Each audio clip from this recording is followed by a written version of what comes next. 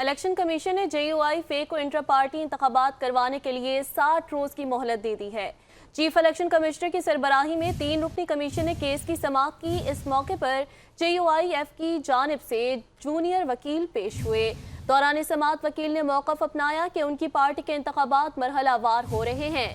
سب سے زیادہ ضلعی یونٹس کے انتخابات میں وقت لگتا ہے۔ ہم نے دستاویزات جمع کرائیں جس میں انتخاب کا شیڈیول دیا ہوا ہے۔ وکیل نے الیکشن کمیشن کو بتایا کہ جولائی سے انٹرا پارٹی انتخابات کا عمل شروع ہو چکا ہے۔ انٹرا پارٹی انتخابات کے لیے 60 دن مہلت دی جاتی ہے۔ چیف الیکشن کمشنر نے ریمارکس دیے کہ 60 دن تو زیادہ ہیں، جس پر وکیل نے کہا کہ آئینی اصلاحات کا معاملہ چل رہا ہے جس کی وجہ سے مصروفیت تھی۔